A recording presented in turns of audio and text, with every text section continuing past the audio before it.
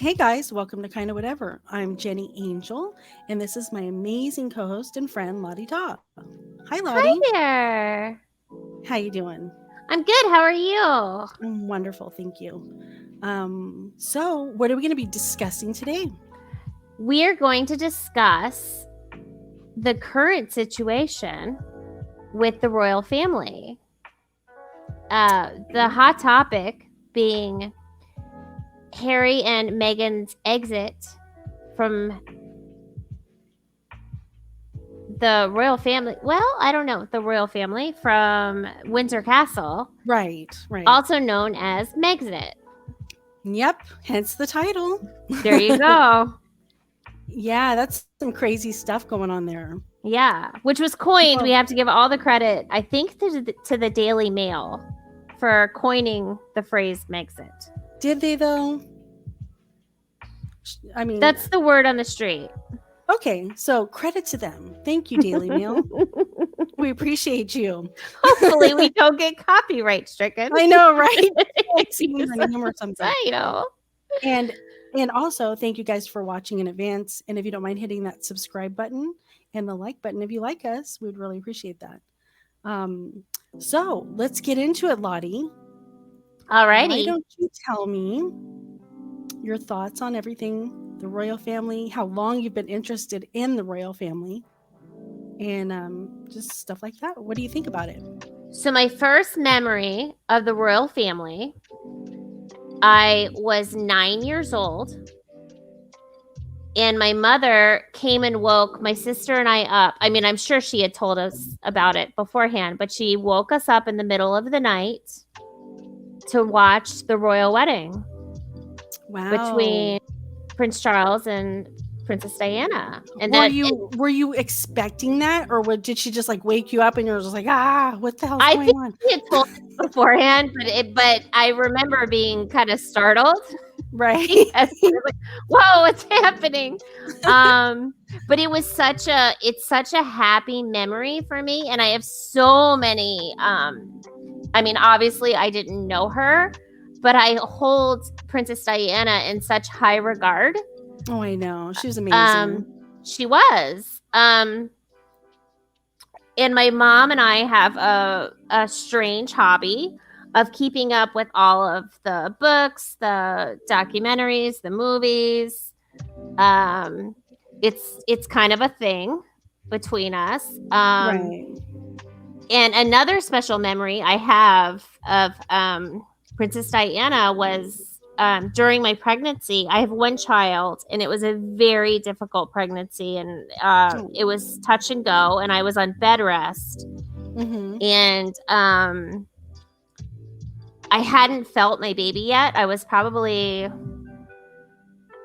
5 months pregnant, and I hadn't felt, well, probably like between 4 and 5 months, something in there. And I can't remember the timeline of when you're supposed to feel the baby, but I think it's about that time. Yeah, but my baby kicked when the news came on that Princess Diana had passed. No way. Yeah. Oh my gosh. That's heavy. And that was so sad. I mean, it was. It was. Gosh, everybody, I don't think even like I'm just a casual viewer of the royal family. I mean, I would hear things over the years, but I never was like, I didn't have that much of a bond with it like you did with your mom with it. It was just more of, but I always loved her. I think everybody loved Princess Diana.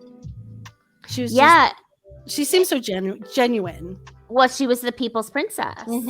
For sure. And what's interesting, when we did a lot of research for this over the past week, and then today in particular, I was telling Jenny this earlier. I saw her age at the time of her passing today, and it blew my mind. She was, oh my gosh. Yeah, she was only, tell him. She was 36. 36. I honestly thought she was well into her 40s because I just wasn't even like thinking about it. And I mean, she was so young. Yeah. And I think Harry was only what, 10? 12. Okay. And how old was William? He was in high school because he was in Eton at that point. So he was in high school. But yeah, I mean, I'm guessing probably 16. Wow, that's way too young. Yeah. Yeah, I just remember them. Obviously, everybody has that image of them walking behind the Behind, casket. yeah. And that was just heartbreaking. Oh my gosh. And then when Elton John sang the Candle in the Wind. Candle in the Wind. Oh, I was just sobbing. I was so sad. I think everybody was, obviously. It was just absolutely heartbreaking. They weren't even speaking at the time of her death either, Elton John and Diana. No. They were in a fight, and he said he regretted that so much that he never got to make up with her. Yeah, it was crazy. And earlier that summer, I had been in Miami right before Gianni Versace died. Oh, wow. And I remember, like, she had gone to the funeral and that was a wild year. And the same year, I'm pretty sure that was like JFK Jr. too. It was. Oh my gosh, it was, huh? Yeah, that was an awful year. The plane crash. Oh man, we should actually talk about that sometime.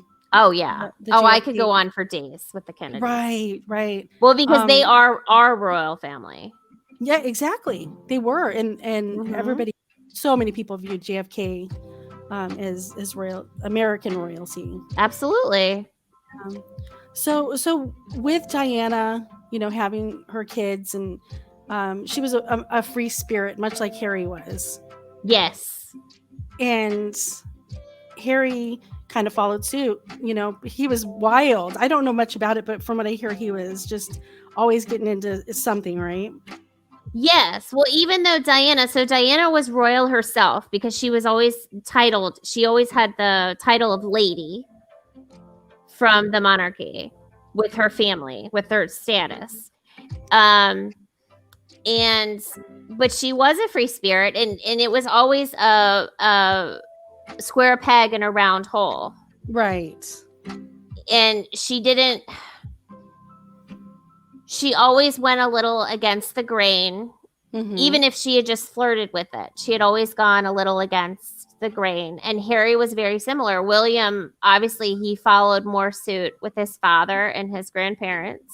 Right. Yeah, he was much more traditional. And Harry was, it's like he was just itching to just do something different his whole life, just like Diana. Yeah, he sure has. Well, yeah, I mean, obviously, but by the interview we watched. Well, not just that, but even just before that, right? Yeah, he was always considered to be the mischievous one, and he always got into little kerfuffles. Oh, we love it when you say kerfuffle. You're welcome. Kerfuffles. Yeah, he's a wild one. But oftentimes in his teens and 20s, I think that the monarchy had to whitewash his reputation for some situations he found himself in. Right. So I could say, you could say that he was like, being a royal was just something he felt like he had to do, not something he wanted to do. Yes, and it's also a good thing to mention that he shared the same humanitarianism that Diana had. Oh, for sure, yeah. To him, he's a kind person, and he wanted to do good. He did. Yeah, to him, I think that's his reward for being in the monarchy, as it was for her. For Diana. Yes. I'm sorry. Yes. The payback is my sayings are all off right now.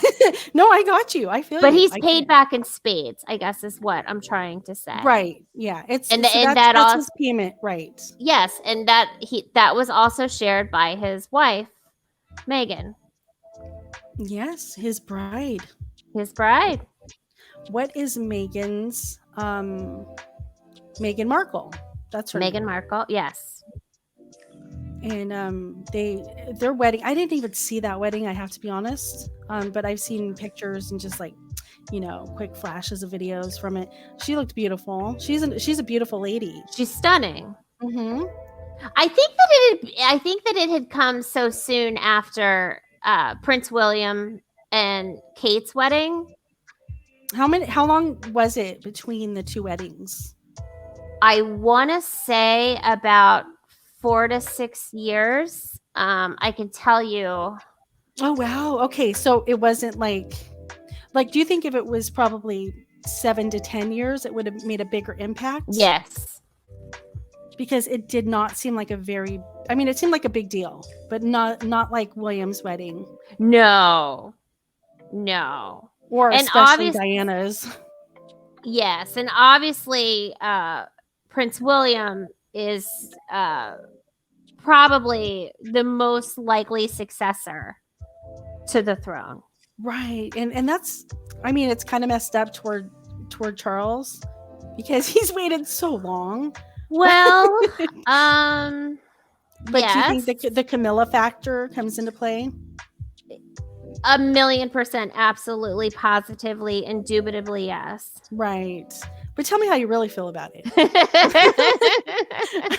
No, I do think that's why, because that whole, but it does say a lot about the Queen allowing this to happen, him being married to Camilla. Because it was such a scandal. Yes, that is and I believe it was probably 6 years was the difference in the weddings. Oh, okay. Yeah, I mean that was such a progressive step. I was very surprised. Yeah, but I thought at times that Prince Charles would have just peaced out, abdicated. Yeah. Yeah, that's a fancier word. I'm so sorry. How dare I be fancy with the royals? Hold on, my spectator is crooked. Let me fix it. Fix your spectator, lady. And now I know what a spectator is. Thank you so much. Yes, for that. You're welcome. It's not glasses, everybody. Just so you know, because I was getting it confused with specs. So, Lottie has taught me so much this past week about the royals. But yeah, it was very. I honestly thought he was going to leave as well because he loved Camilla that much. I do know that much about that. I mean, that's a lifelong love affair. Mm-hmm. Yeah, they were both married and they still kept in touch. They were still in love with each other, even through marriage and kids and all that, and it never died. So it was you're right, it was true love for them. And something we learned this week as well was that when princes who are very close to the throne, at around the age of 30, in all of these monarch countries, the commoners start to get very nervous when they're still single. So Prince Charles was Princess Diana was I don't want to say curated as a potential partner, but she was a little yeah, but it was prearranged, right? I mean, it's like because the age difference was significant from what you told me earlier. So he was 29 and she was 16 when they first met. He was dating her sister.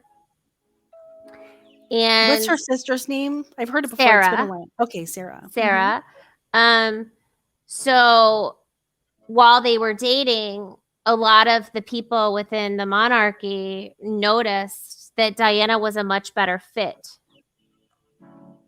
So they were married. I believe she was 19 at that point. Wow. That is so young. Which explains that at the time of her death, she was only 36. Right. Because I thought maybe they got married when she was in her 20s or mid-20s or whatever. Mm-hmm.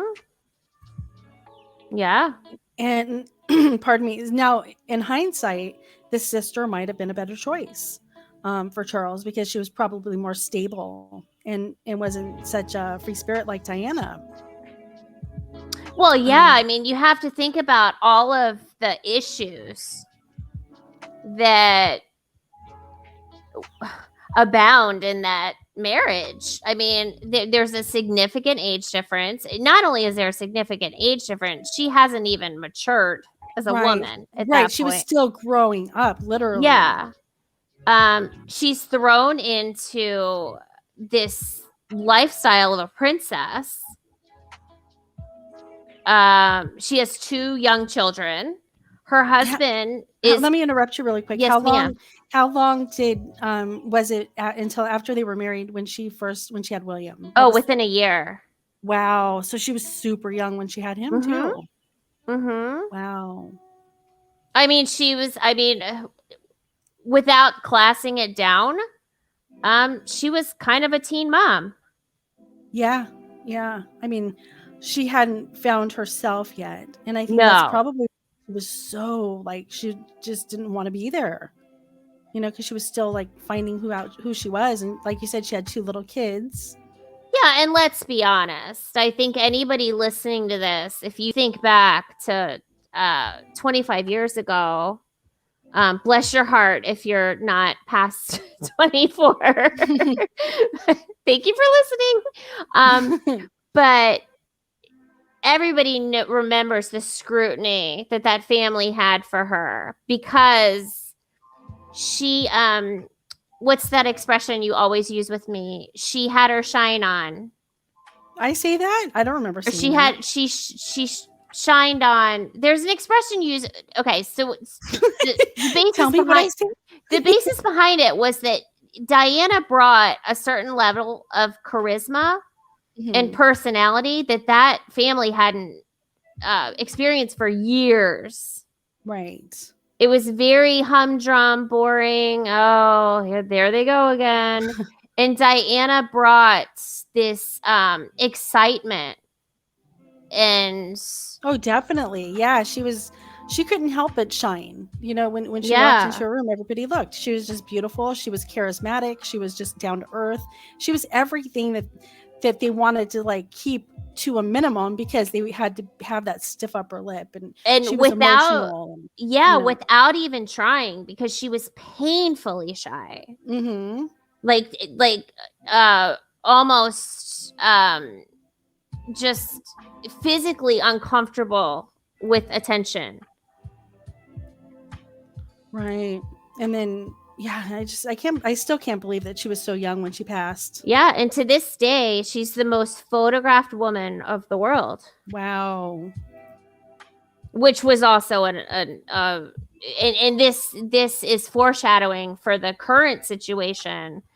But you know, a lot of the situation she found herself in with paparazzi was incredibly dangerous. With you're talking high-speed car chases, her children being compromised.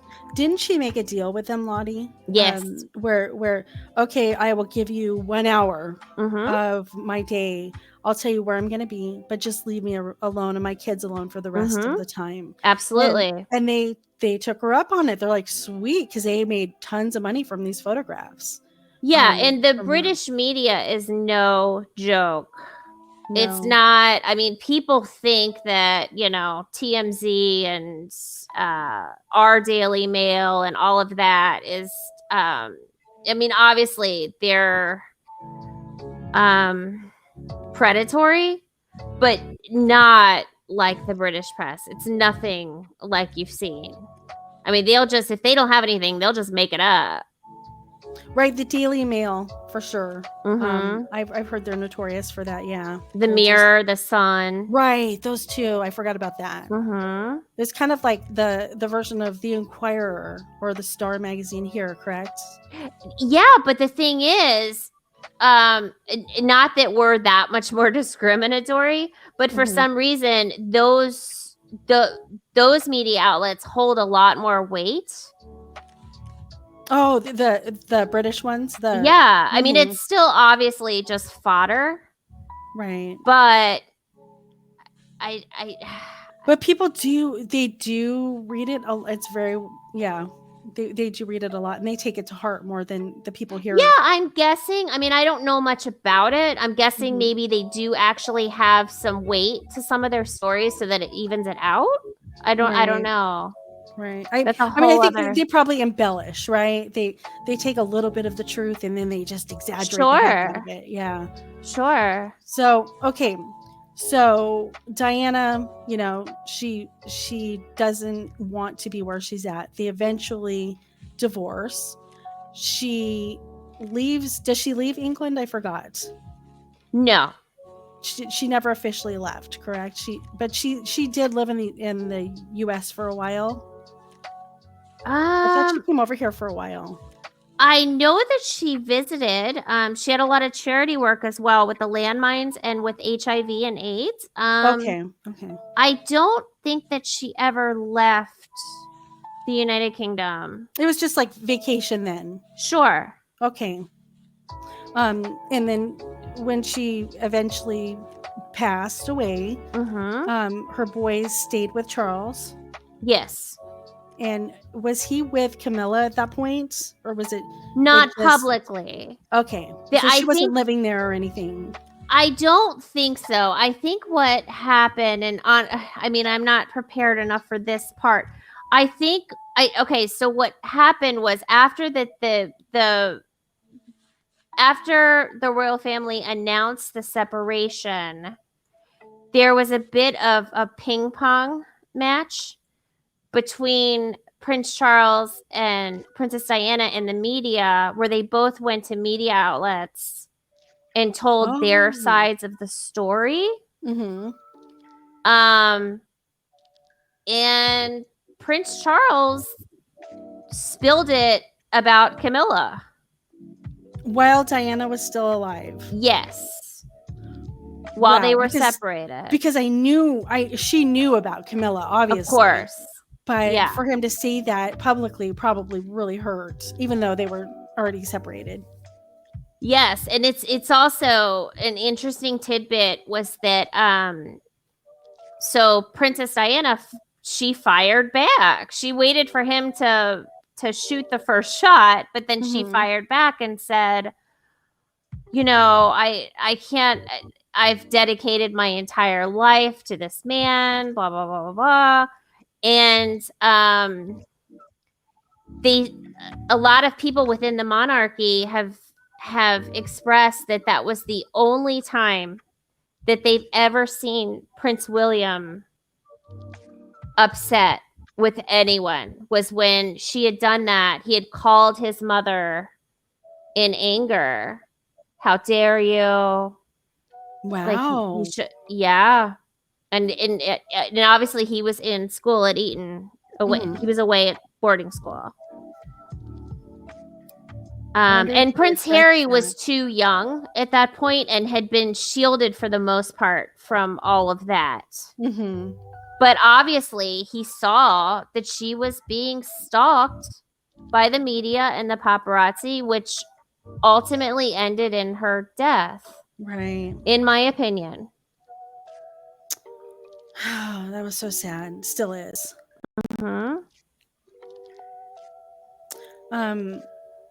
Okay, so after she died, Harry and William were still with Charles when they weren't away at boarding school or whatever. So I brought that up just because I wonder who their primary maternal source was. Was it the Queen? I would imagine, that I'm not sure of. I would imagine they would have gotten a lot of emotional support. I know that they got a lot of emotional support from Diana's brother. Oh, right. That's right. What was his name again? Spencer was the last name. Yeah, Charles Spencer. Oh, was it? Okay. Yes. And I'm guessing that Sarah Spencer provided a lot of comfort too. But I know for the most part, Charles Spencer... Oh, he was around a lot. I remember that. Yeah, I mean, he was walking with the boys in the funeral procession. But the reason why I brought it up again is because, cut to when Harry finally did leave. I know I'm jumping thing on a little bit, but no, you're fine. When he did leave, I wonder if that hurt the Queen even more because they were so close. I mean, it seemed like they still are pretty close, even after everything that happened. So I just wonder, if she was like a maternal, like a mom figure to him in some ways. it would have added another layer to it when he left. Yeah, there were parts, and I don't want to jump ahead either, but there were parts of the interview that Oprah did where he would affectionately refer to her as like his granny, right? Mm-hmm. But then he would also walk it back and say, but she's the queen. Right. So it was kind of like that respect thing was still there. Respected of him. Because it is a family, but you also have to remember it's an enterprise and an empire. Right. It's a business. It really is. Mm-hmm. And the public, I don't know if many people know this, but the British public funds the monarchy. That's right. They pay them out from their taxes. Yes.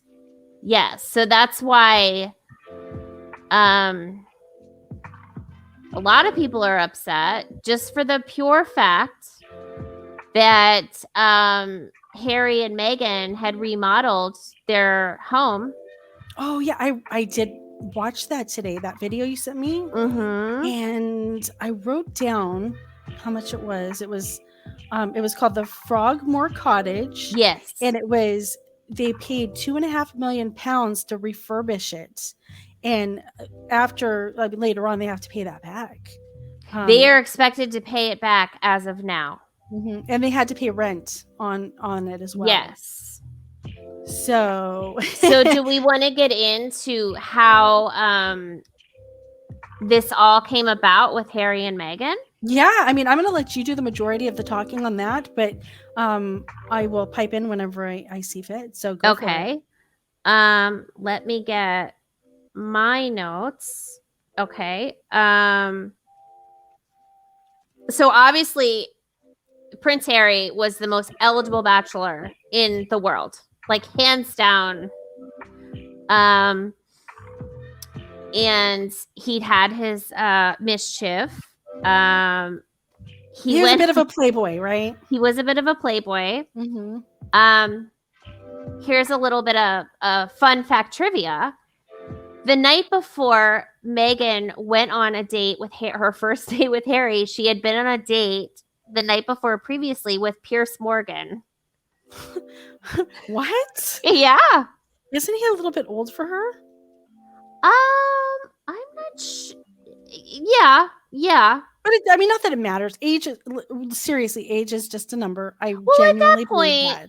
I mean, at that point, she was probably in her mid-30s. Right. So it wasn't like old Charles, like 19. No, it wasn't like that. Right.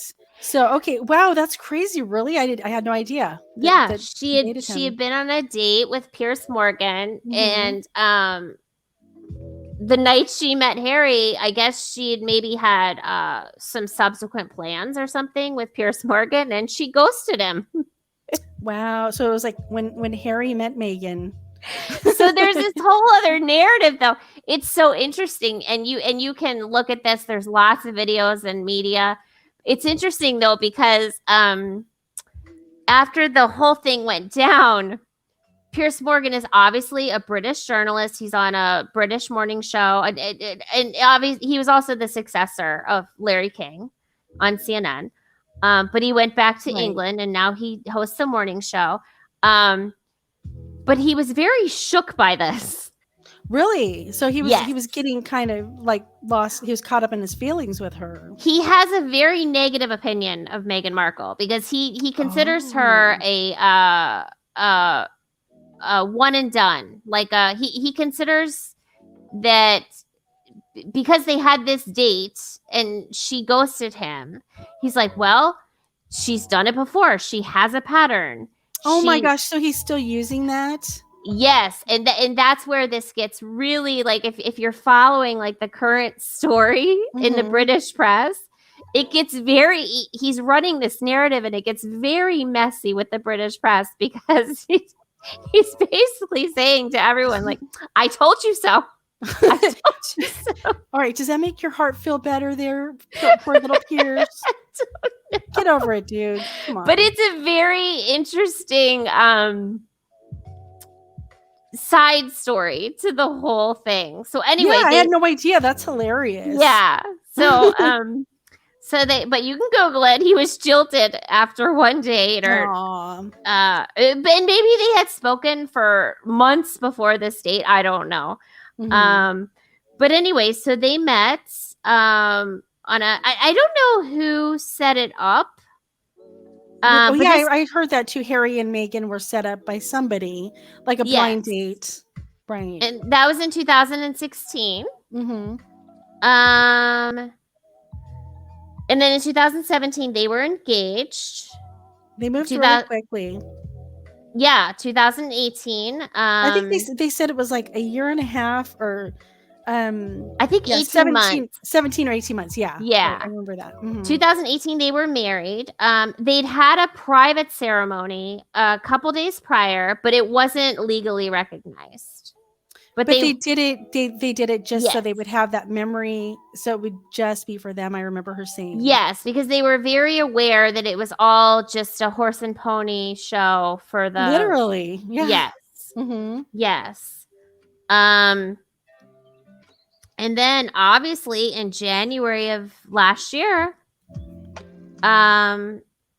they formally left. But they'd had negotiations a few months prior to that. And Meghan and Harry went to go stay in Canada. While he had said to the Queen, we need to, we. Right, he was still there. He was still in England, and Meghan had already moved to Canada with Archie, correct? Yes, because they had a baby. And then the decision was made in January of 2020. Yeah, 2020. So he didn't formally advocate, right? That, I mean, as far as I know, he didn't, but he lost his title, from what I understand, correct? He lost his title and his income. Right. So he's there. What are their finances like now? I mean, what are they doing? So once Prince Harry and Prince William had turned 30, their inheritance kicked in from Princess Diana, and they're also given an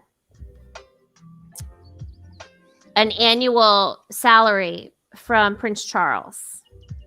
Oh, so they do get money from him as well, which is 95% of their income. It's they're given 2.3 million pounds every year. Well, maybe they could pay back for the cottage with that. Yes. Yeah. Because it's like 2.5 million pounds for the cottage for the that they had refurbished. And then once they turned 40, the Queen Mother has gifted them 8 million pounds. In total, or in total. So the Queen Mother being the Queen's mom? No. Or the actual Queen herself? Because that always kind of confused me. Oh, I'm so sorry. You're right. The Queen Mom, the great grandmother. I'm so sorry. Right. No, that's fine, because it trips me up every time I know. Say that. It's like, wait, who's the mom? Who's the because there's the mom and the mother. Right. Queen Mother was the queen's mother. Current queen. Okay, so Queen Mom is the grandmother. Okay, gotcha. Okay. Or the great grandmother. The great grandmother. Right. Because the Queen's a grandmother as well. And if you guys are confused, so are we. So yes. So his estimated wealth is 30 million pounds. Harry's estimated wealth is 30 million pounds. And what is that equivalent to American dollars? Isn't it like double to our money? I know. I think it's more Canadian than that. I think it's probably like a 20% cushion, but I would have to Google it. That's fine. And obviously that fluctuates. Yeah, right. But also Harry took ownership of a lot of Diana's personal property and her very valuable belongings, such as her royal wedding dress, Oh, wow. her tiaras, her paintings, Mhm. and also the rights to The Candle in the Wind by Elton John. What? Yeah. Him Why? and I think that was a gift from Elton John and his partner Oh. to Prince William and Prince Harry. Oh, that's nice. It is. So basically, okay, I know there's a lot to cover about the interview itself, but Mm-hmm. basically they're not going to be hurting. No, Meghan. no. And I he's mean, in talks now for many opportunities. right, right. He's even working with Oprah, from what I understand, Yes. on a project. I can't remember what the project is, It's a but mental health initiative. okay, which is very important. Don't get me It is. wrong. And anybody like Oprah is going to bring a lot of light to it, and Harry, so that's good. I Yes. think anytime that subject has more discussion, the better. Well, and the reason the mental health initiative is so imperative was obviously with his mother. Yeah, she had a lot of issues. Himself. Mm-hmm. And his wife. I mean, he said himself he's been driven to the edge with all of the scrutiny that he receives just himself. Yeah, and Meghan, and she had a hard time too. And I know a lot of people have feelings about that, about her complaining. Oh, poor me. I'm, a princess, or what was her duchess? Wasn't that her title? She is. Hold on, let me pull up my notes. She is. Yes, the Duchess of Sussex. Okay. So, poor Duchess, you have all the money, you have a prince, you're married to, and blah, blah, blah, yeah, that's all fine and dandy, but depression, it touches anybody. So, you can't discount her feelings on just, being close to the edge, and just, having feelings like that. You just can't. Absolutely. And it's also, I think it's also important to note that she's an American. Mm-hmm. Not that that's any lesser than, but the thing with the monarchy is most of these women that enter the monarchy as wives and princesses and duchesses and ladies, they're born into it. Well, not that they're necessarily. No, the culture. I mean, their culture. They're used to having the stiff upper lip and pushing. Yeah, I mean, Princess Diana. I mean, as tumultuous as it was for her, and I'm not discounting any of that because I just think that it was awful. Oh, of course. But her family flirted with the monarchy her entire life, like that. It was all intermingled. Kate, who's Prince Harry's wife, they had a Prince William. I'm so sorry. Mm-hmm. They had a 10-year relationship before they actually got married. So she had 10 years to prepare for this. Yeah, that's a lot of toes dipping in the water. Oh, and understanding the responsibilities of it versus 18 months. And you're not being from that culture, that country. Right. And Meghan is a very independent, much like Prince Harry, like a free spirit. And that wasn't in her wheelhouse to be told what to do, how to act, who to respond to, what's the appropriate way to behave. That not that she wasn't an upstanding duchess. It's a complete cultural thing. I mean, yes. You're raised one way, and of course she was very much a lady herself, but of course moving there, they have a very specific way of doing everything. I mean, from the way you sit, the way you stand, the way you walk, and speak. And that again, that documentary you sent me earlier, Lottie. I mean, you can't say like, "How are you?" or you have to say it in a specific Well, way. yeah, and everything is so heavily scrutinized. Right. And Every move. when you're from there, when you're born there, most of these things. They have to fine tune it, I'm sure. But Mm-hmm. coming from America, everything's just so different. So yeah, her moving there and just kind of being thrown into it. They were only dating like a year and a half when they got married, I think, um, or when they got engaged or whatever. Uh, Mm-hmm. she had to.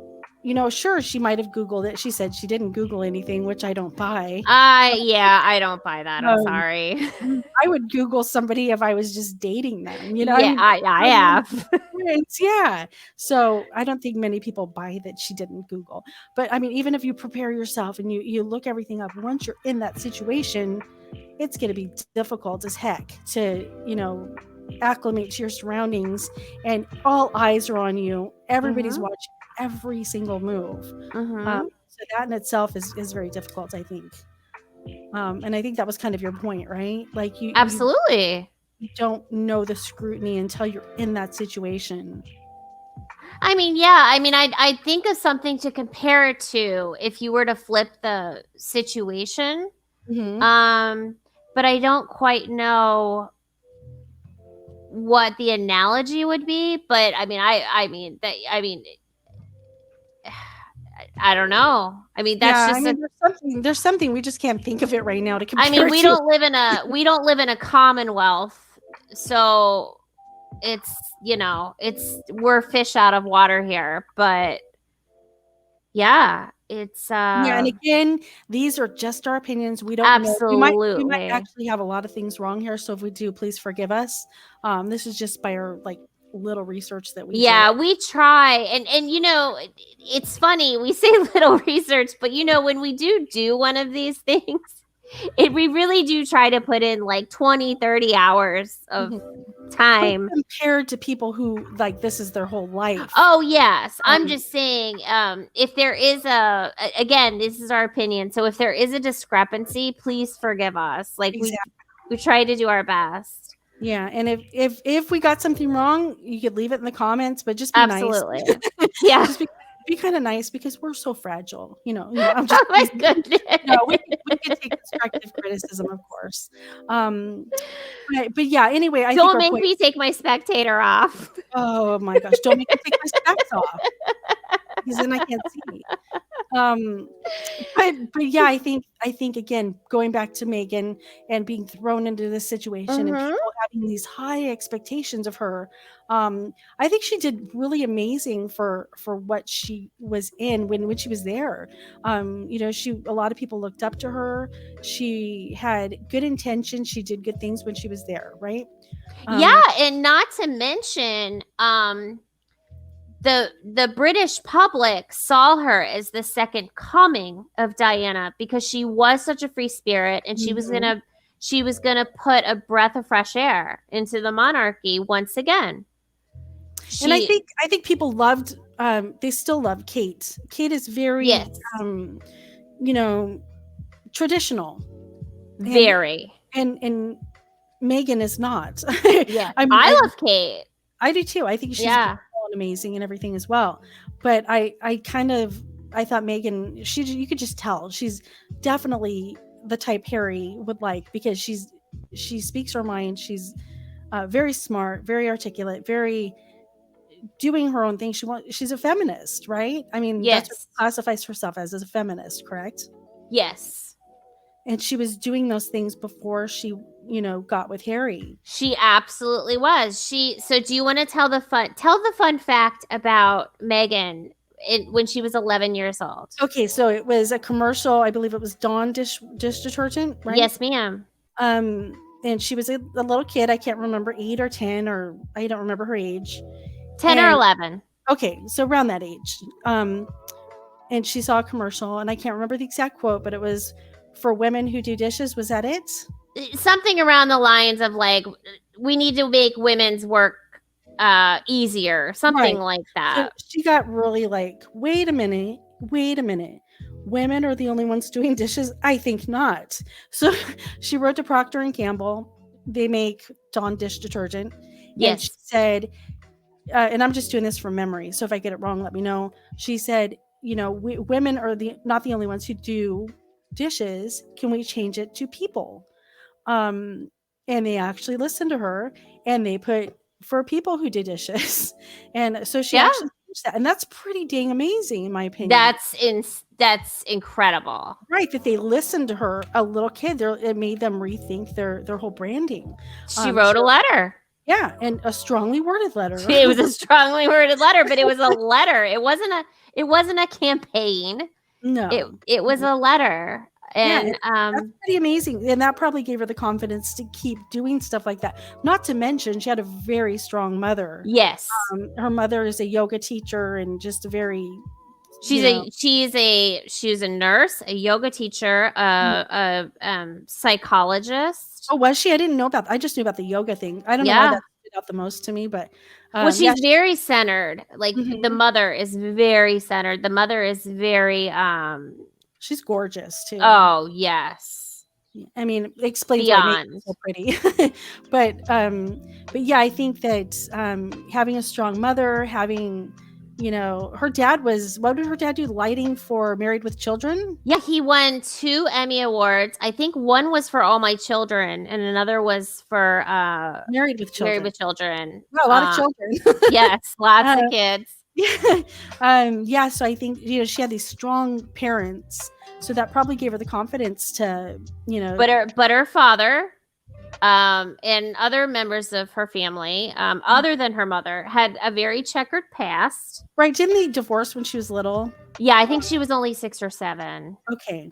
Mm-hmm. So that was also a thorn in her, or a clink in her armor.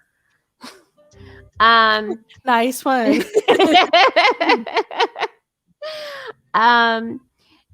That she had to, the family, it was another strike against her, unfortunately, because obviously, I mean, let's face it, the royal family is dysfunctional enough. They just have enough people to cover their messes. Yes. To make it look nice and proper and tidy and every family has what is that? There's no dysfunctional without the word fun. Right. Every family has a little dysfunction. Yeah, every family has skeletons in their closet. Of course. Just some families are better at hiding them. Yes. So, or have lots of the public's money to do so. So yeah, Meghan was always a strong person and very outspoken. And then she got into, was it modeling? I don't know, but she did get into acting. She started with modeling, and then she became the one of the presenters for Let's Make a Deal, or no? Oh no, it was what is that called? Oh my gosh. Oh, I can't think of it right now. With Howie Mandel. Yeah. Right. Let me see. Win or lose, or can't remember. We're so well prepared, aren't we? I know, right? The one thing falls on Howie Mandel. Oh my God, dude, Howie, save us! Anyway, if you're listening, Howie, throw us a thumbs up. Yeah, if you guys are listening, put it in the comments how stupid we are for not knowing. Anyway, she was one of the briefcase girls for the show. Yes. Opening to see if they won or not. Yes, and then she landed a role on the show Suits, which is a legal drama. I think it was FX. Yeah, it was FX. And I think she did 6 seasons of that. And then that's when she met Harry, and she obviously had to forgo all of that, all of the modeling and the acting. Oh, I looked it up, Lottie. It's Deal or No Deal. I just thought of it. Yeah, Deal or No Deal. Because it was driving me mental. I couldn't I know. I had to ask Siri about that. So yes. So yeah, so she was, what was the show she got that was making her even more famous. It was, Suits. Suits. I never even heard of that show until I was watching the documentary you sent I me. saw a few episodes while she was on it, like obviously like before she was a princess, because I had a friend who was really into it, and so they What had made network me was it on? watch FX. Okay. And was she good in it? I thought so. So she was a decent actress. Yes, but the her income was you would think I think that a lot of people think like, oh, you're on a net. I mean, I don't is FX considered a network? It's Yeah. not one of No, the three major or four no, it's major. not like CBS or Yeah, I was surprised to learn that she was only making something like $40,000 an episode. only. Well, That's no, but for a for that. That's yeah. I mean That's that show generated like quite an audience for like a second tier, whatever you want to call it, on cable hmm show. But I was a little surprised because it was made to seem as if it was like a Grace Kelly situation when she left for Monaco, where she had a contract with MGM hmm Yes, for she was leaving behind like um this significant. I mean, it was no. significant, but not like compared to some others, like a career. So I think, but even still, Well, leaving, yeah, and she she had left. set herself up for all of her outreach. hmm To give her credit, she had set herself up for all of her humanitarian work and her outreach while she was on Suits. hmm Oh, So, and something else that I learned when she was on there, she realized they were throwing food away at the end of the day, so she had them delivered to the homeless. So she did. I don't know if you caught that in that one thing, I did. and I thought that was pretty cool that she had all the food, given to the homeless instead of just tossed. So. Yeah, and the thing with that is she was very adamant that things like that be done hmm rather than just looking the other way. But you know what happens with that when you're a woman. then Yeah. she then she moves into this new role and now she's pushy. hmm When she was only, she's a go-getter and she wants to get things done. It was pointed out many times watching all of this information that like she would be sending emails out from the palace like at 5 a.m. like, we need to do this. And they didn't really like that too much. No. They I thought it think was a little like out of her place, maybe, to do that because of her position. I think it's more of a let us take the lead situation. hmm But Yeah. she's a go-getter. Right. And she's very strong-willed, and she was used to that. So like in her previous life, if you will, she was used to, working and still being able to do her humanitarian work, like you said. Mm-hmm. So people thought that was domineering and bossy, and they didn't look very fondly on it because Kate was completely not like that. No. It's a completely different scenario where these women they're I don't want to say obedient or subservient, but Mhm. they know what their role is. Right. I hate those words, but No, but I know what you mean. they And follow she the didn't. lead. Right, and she felt kind of stifled by what she was trying to do.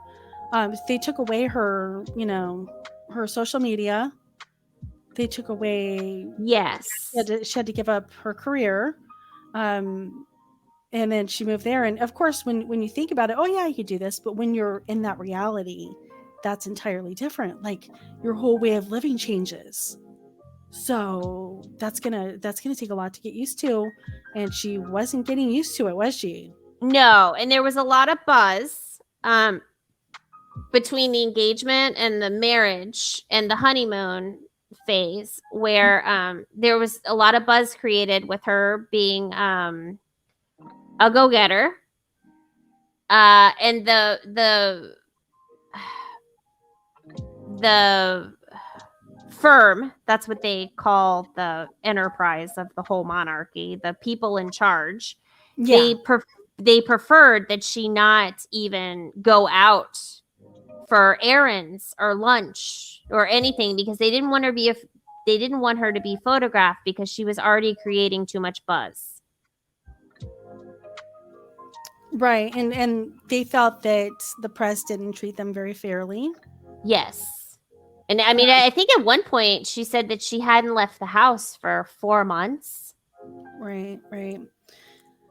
And yeah, I mean they did treat her kind of differently, because like Kate would do something and she was praised for it, and then Meghan would do something and she was kind of chastised for it. So I don't know. I mean, people have so many different thoughts on this, but again, this is just our opinion, and it's not like one way or another with in favor of Meghan or against her. It's just our observations. Yeah. I at first when I watched the Oprah interview, I was kind of like, oh, she's just kind of spoiled. It's just I agree. Way, blah blah blah. But then I thought more on it and I'm like, yeah, maybe Harry's right. Maybe he did feel trapped, and maybe this was his out. I agree, and I also think that let this be a lesson to the monarchy that people do have a voice, and maybe especially when it comes to like the mental health aspect of it all. Right. She was denied. Her claim is that she was denied mental health resources when asked for them. Right. Because she got to a really dark place. In her words. And we don't know. We don't know the situation for sure. No, because like we only know what we've. Yeah, like, we only know what we heard her say. Yeah, we were saying like she could have phoned somebody or whatever. Who knows though? Maybe they were keeping tabs on her phone. We don't know. Absolutely, no one knows. Right. But so after they moved to California, they have all of these. Well, they moved to Canada, then they moved to California. Correct. They moved to Los Angeles, and they had a lot of support there. And they were staying at Tyler Perry's house. Correct. And then what happens, Judy? And then right when they move, the cornholio virus happened. That's right. So I mean, that's just like that's just dumb luck. It was horrible luck. Yes, but even then, they're fine. They're doing. Oh no, I agree. And Meghan's pregnant again, and what is she having? What is the sex? Meghan's having a girl. And for those of you who don't know, Meghan's mother, I think they're in Santa Barbara, and Meghan's mother lives in a suburb of Los Angeles. So she has that added support as well. Which is amazing. I'm so happy for her. But to piggyback that, I did, and I agree with Jenny. Like, we watched a lot of this stuff together, and I agree with Jenny where when I first watched the Oprah interview, which you can find, by the way, let me point these two things out. You can find the Oprah interview on if you have a Comcast or your cable provider, if you go on demand, it's on CBS On Demand. And then another great documentary. Or just CBS.com. Yes, CBS.com. Another great documentary was there's a Meghan Markle documentary that was released a couple days ago on Vice, VICE, which is wonderful. But I agree with Jenny. When we first watched the Oprah interview, I got a very spoiled brat vibe as well. But looking back and hearing all of this other information, I don't feel that way anymore. But here's my big but. Hey, leave my big butt. My big but is, and I'm not speaking disparagingly to anyone who decides to do this or whatever, but if you're going to sign on to a monarchy, That is a commitment. And you're basically signing. Look at Princess Diana. You're signing your life away. You're signing your privacy. A lot of your the current relationships with your friends and family are they're going to be dramatically different. Right. The way I kind of look at it is if it's like the witness relocation program, but you're able to still keep in contact with your family somewhat. So it's like your life completely changes, but it's just nothing is ever going to be the same again. Yeah, because I mean, when I was watching that interview, a lot of times I heard myself in my head saying, "Well, what did you expect?" Yeah, right. That's what how did you thought too. Like, duh, this is just the way it is. What did you think was going to happen? But again, when you're in that situation, reality sets in when you're physically there. Yeah, and I think it's also a big. I think it's also there's a giant sense of ignorance when you're like, well, you're a princess, like you have everything. That is not true. No, we've seen that time and time again. Yeah, I mean, with the royal family, from what I have seen, they all do work. They do a lot of work. Of course, just sitting around being pampered the whole time. No. So it's we need to find a country where it is just all like being grape fed and fanned by palms, right? And move there. Yeah, that'd be nice. Just bring me a lot of Starbucks coffee, and I'll be happy. Let's work on that. So I mean, where it stands right now, Harry speaks to his grandmother and his grandfather. He has not talked to William or his father Charles in a while. He hopes that in time that they'll be able to make up and speak again, and they'll be closer. But as it stands right now, they're not very close. But they are working on it. Yeah, I think they are, and I think he's correct. Time will heal. I mean, it'll heal everything. So there's a lot of bad stuff that happened. We don't want to really get into everything and touch on it, but I mean, you could just Google it, look it up. Yeah, and my hope is that both sides see some of the mistakes they might have made, and